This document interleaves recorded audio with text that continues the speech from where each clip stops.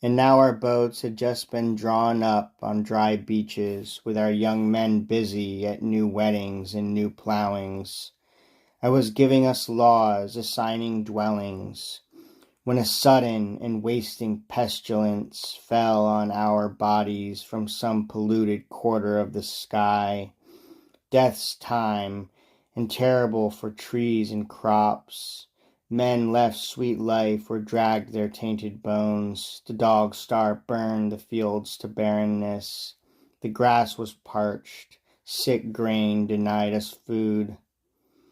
My father calls on us to cross again the sea to Delos and the oracle of Phoebus at Ortygia, to implore his kindness, ask what end he will allot our tired destinies, where to seek help in our distress, and where to set our course. Night.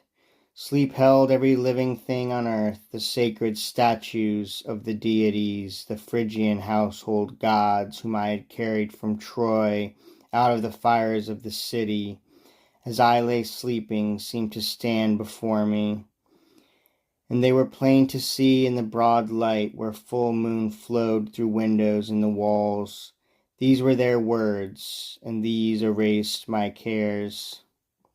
Unasked, Apollo sends us to your threshold, for here he prophesies just as he would had you again traced back the seas to Delos.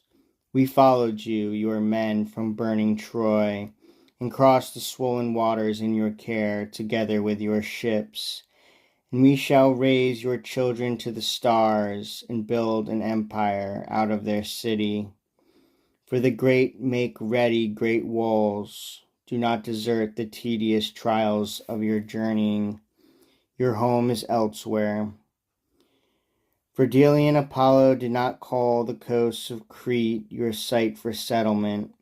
There is a place the Greeks have named Hesperia, an ancient land with strong arms and fat soil. The men who lived there were Enotrians, but now it is said that their descendants call the country Italy, after their leader. That is the home for us. Aeneas, our father, founder of the Trojan race, and Dardanus were both born there. Rise up and bring to old Anchises these sure words. To seek out Corythus, Ausonia, for Jupiter denies you Dictae's fields. These visions and the voice of gods were too astonishing. I did not dream. I knew their faces and the fillets in their hair, those trusted images that stood before me. An icy sweat was wrapped around my body. I tear myself from bed and lift my voice and hands to heaven.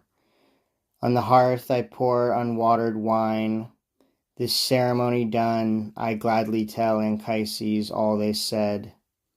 At this he saw our double lineage, twin parentage, how he had been mistaken through new confusion over ancient places. My son, Cassandra was the one who saw this destiny for us, Cassandra, so battered by Troy's fates. Now I remember. She prophesied what lay in wait, and often she named Hesperia and Italy. But who could then believe the Teucrians would reach the harbors of Hesperia? Who then could heed Cassandra's prophecy? But let us trust in Phoebus. Warned by him, let us pursue a better destiny. His speech is done. In gladness we obey. We leave the walls of Pergamum. Only a few remain. The rest of us set sail across the wide seas in our hollow keels.